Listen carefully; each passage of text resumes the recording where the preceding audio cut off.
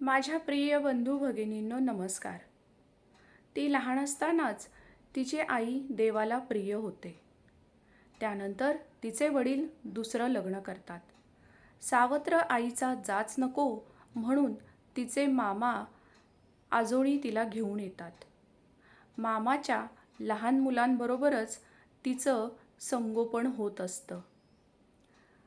लहानाची मोठी झाल्यावर शिक्षणही तिचं जेमतेम सुरूच असतं.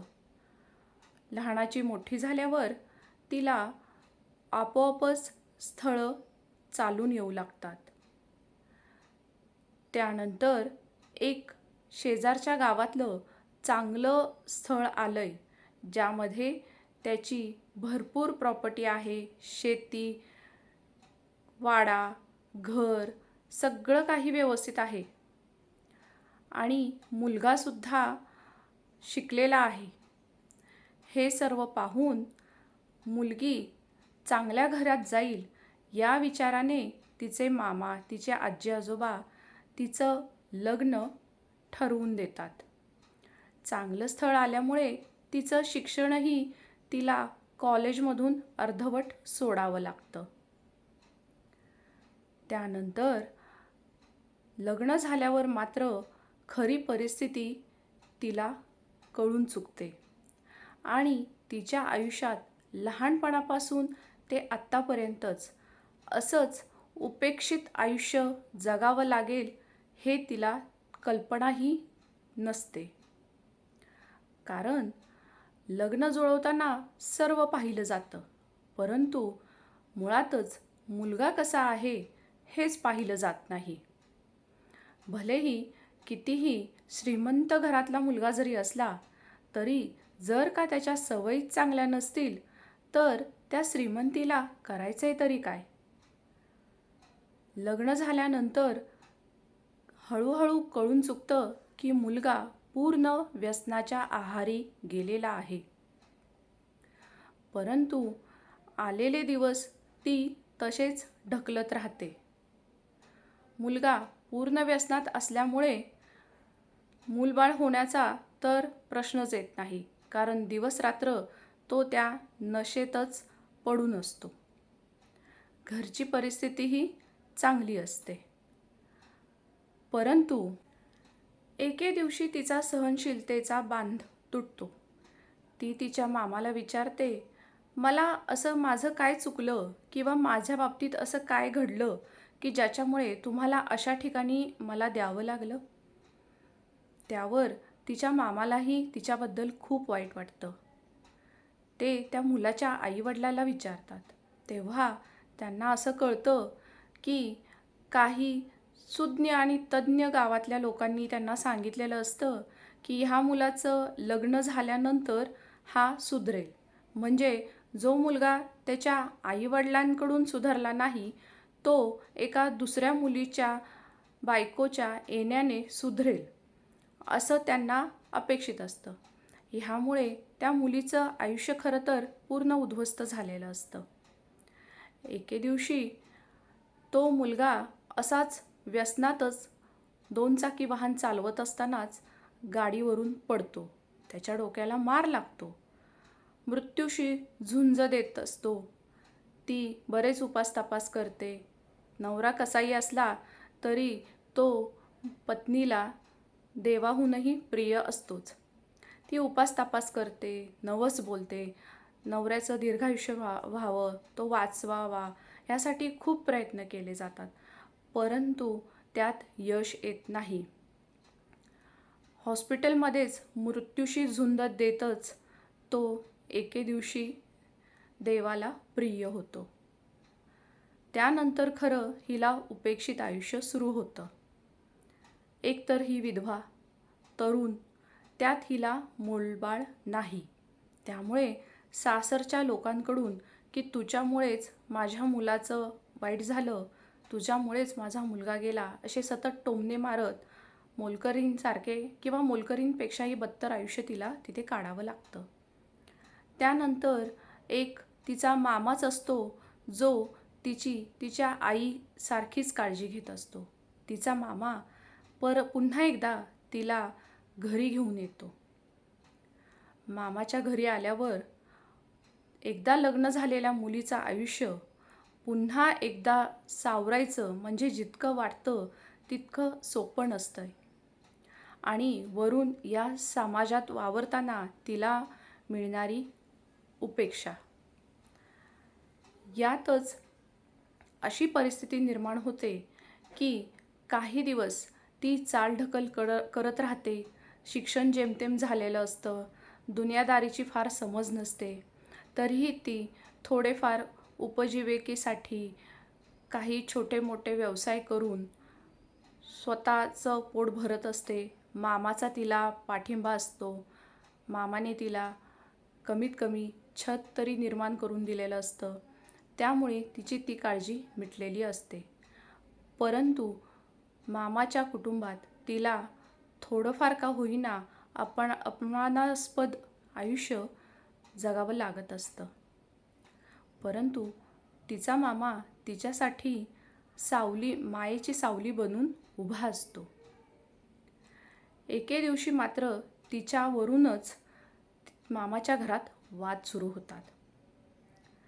त्यानंतर मामाला गावातली काही लोक सल्ला देतात, अरे ही पोरगी किती दिवस स्वतःचं पोट असं भरणार आहे. एकतर तिचा दुसरा विवाह करून दे किंवा तिच्या सासरी असंख्य अशी प्रॉपर्टी आहे. त्यामुळे त्या पोरीला त्या प्रॉपर्टीत वाटणी मिळाली, कमीत कमी तिचं आयुष्य तरी सुखकर होईल.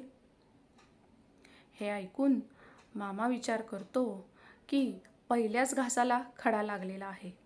त्यामुळे दुसऱ्यांदा रिस्क घेण्यात अर्थ नाही. ते ठरवतात ते त्या मुलीला घेऊन त्यांच्या गावातील एका वकील मित्रांकडे जातात सल्ला मागायला.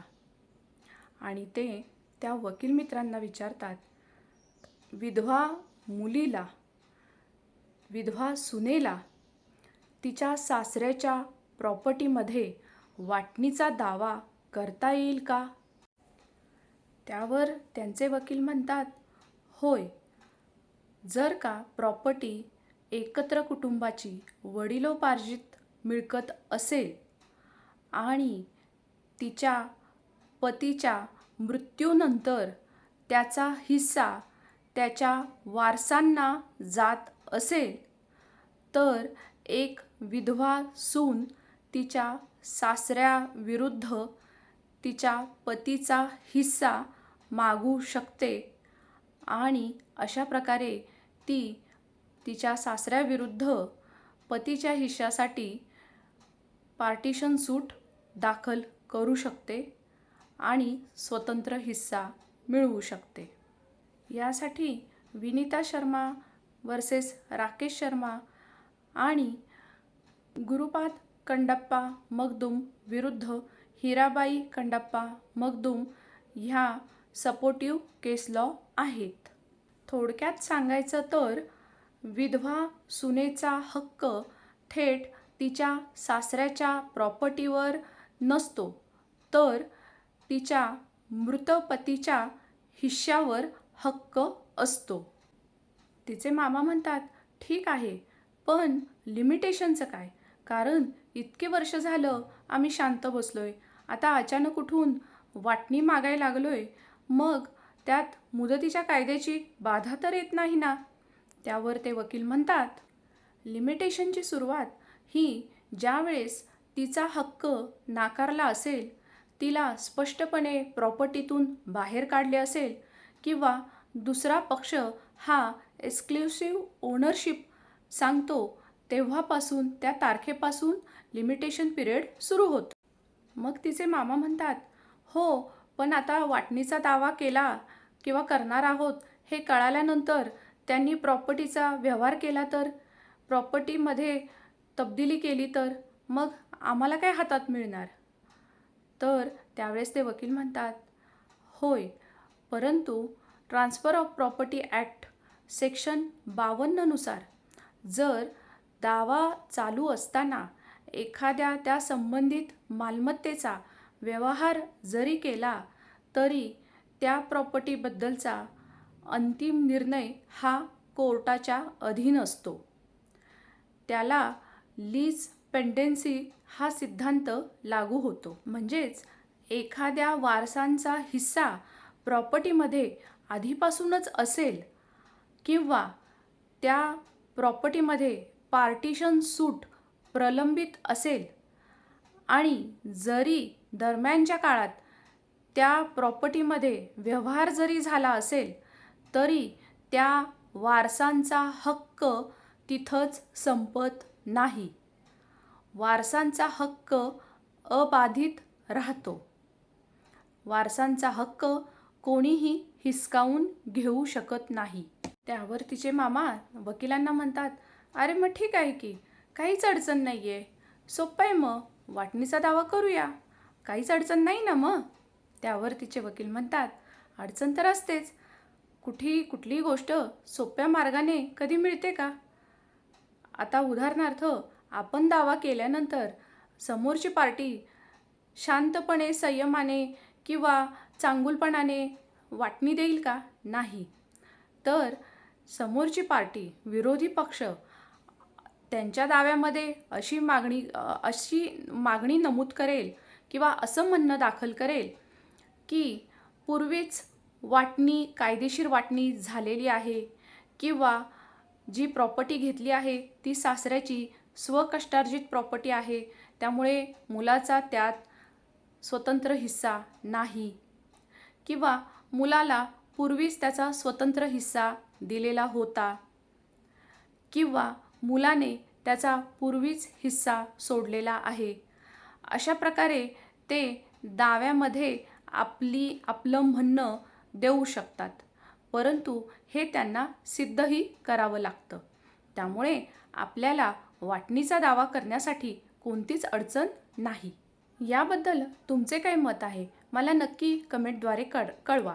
तुमचे कमेंट्स मी मन लावून वाचत असते. फक्त मी उत्तरं काही वेळेला देते, काही वेळेला देत नाही, परंतु तुमचे प्रत्येकाचे कमेंट मी मन लावून वाचत असते.